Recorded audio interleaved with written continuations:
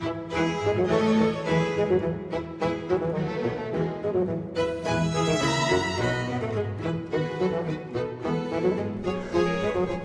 everyone! This week I'm in Florida, land of alligators, year-round good weather, and Donald Trump supporters. And I'm on vacation and I have a rental car, and my rental car is this Chrysler 300, which I had no intention of doing a review on, but I've kind of grown an affection for this big bruiser. You know, I really enjoyed driving it. It's no sports car, and it's not the type of car I'd normally have on my channel. But needless to say, I really have enjoyed driving it because it's so comfortable. And it's pretty impressive for what you get. This is the limited edition, the base model basically. It's just above $30,000 worth. And I'm amazed at the features you get on the base model, the stripper. There's no options on this car at all. This car comes with full leather inside, well, leather around the edges, leather on the seats, leather on the steering wheel. It comes with the entry and drive, that is, you just walk up to the car and you can open the door and you push button start it. Comes with Chrysler's great Uconnect system, which is a high resolution display here in the center console and the big 8-inch monitor here in the center, which is really easy to use. And yeah, it's a great system. Dual climate, heated seats. What else has it got? Oh, it's got cruise control, full electrics, of course. You know, it's got a lot of stuff for a base model car. But really the most impressive thing is really the engine. I love the engine in this. This is the 3.6 litre 6-cylinder. And it really gets this car going, considering it's a 4,000 pound car. This is a heavy car. But if I put my foot down, it rocks along. And not only that, but it gives pretty decent fuel economy.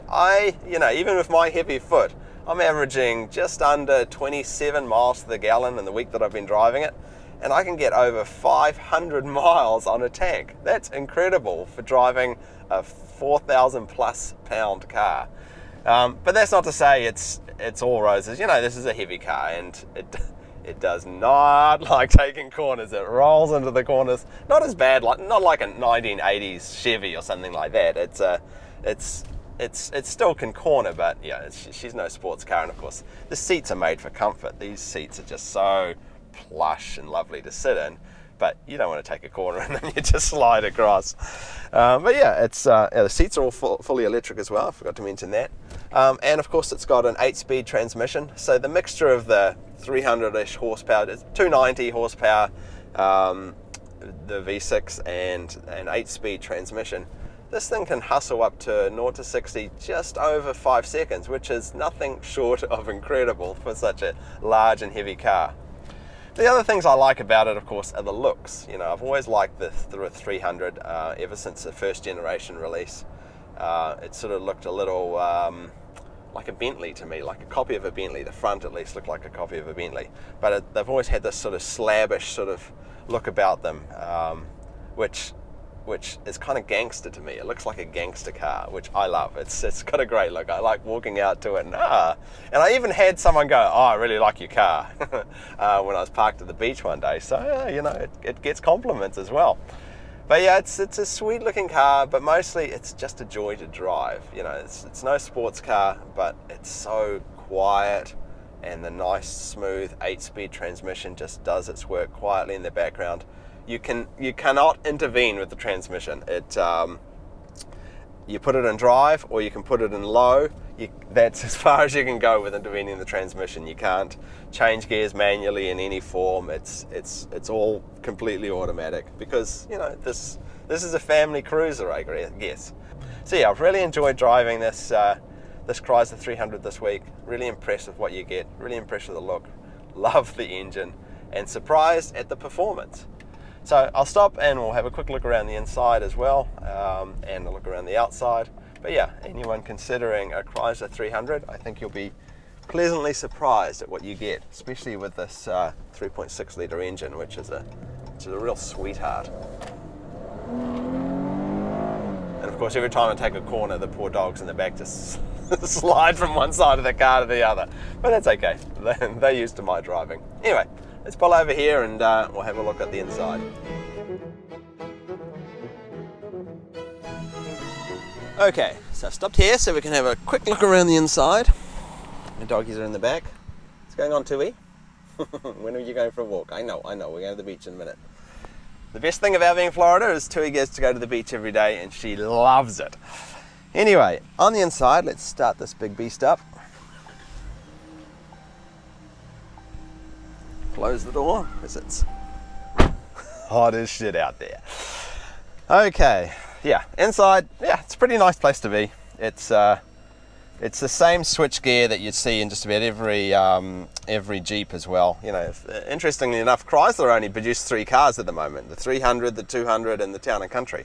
So it's not a big range. It's really just two cars in a van, and so I'm surprised by that. They used to produce so many different vehicles. Anyway, but of course they've still got the Jeeps, and now it's part of Fiat, so all the Fiats as well. But anyway, back to and all the Dodge cars. Anyway, back to the 300. Pretty standard looking steering wheel. If you get the model with the active cruise control, that's what these buttons do. But otherwise, the thing I like about the dash is just how nice the center console is, and all the neat things you can do on here. You know, the resolution's very, very sharp and easy to use, and yeah, I'm pretty impressed with the look and feel of the inside of the car. Over here's the Uconnect screen, which is really easy to use. Seating controls, climate, phone. This car doesn't have the navigation. And down here's the dual climate. A sort of defeatable traction control. I can sort of, this is a rear wheel drive model, I can occasionally get a bit of rear wheel spin out of it, but it still grabs, it seems to grab even with the traction control off, so I don't think it's fully defeatable. And down here, of course, is the transmission switch, and as I said, it's really all you can do is reverse and drive. You put it in low, it drops down a gear or two. 8-speed transmission, so most of the time it's selecting a higher gear, which is fine. It's got plenty of torque, and that higher gear is allowing that amazing miles per gallon fuel economy that this car seems to manage to have. The parking brake is actually a foot brake down here, like so. And otherwise, there's not much to see. This car has an amazing 3 USB ports, which is great. One in the front here, just down in here, and 2 in the back. So we're well covered for USB ports. You guys got anything plugged in the USB in the back here? No? Yes? No? But yeah, just a plush, lovely interior. And here, look at the steering wheel, how light it is. Woohoo!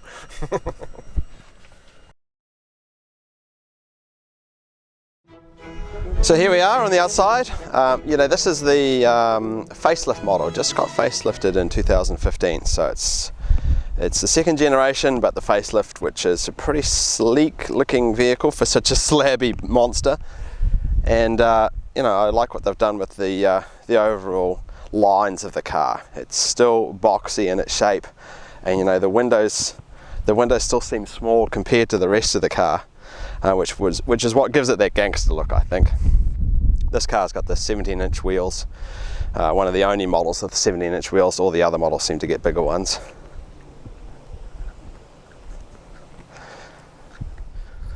But yeah, that's the Chrysler 300 on the outside. The facelift version, which happened in 2015.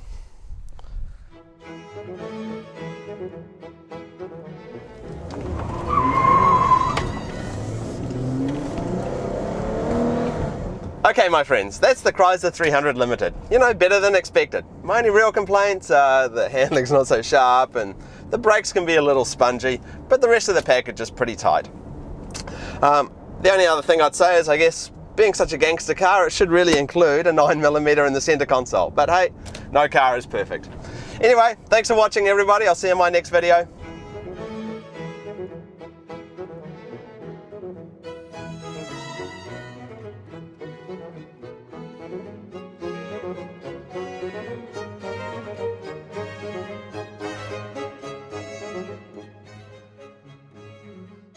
Happened in 2015,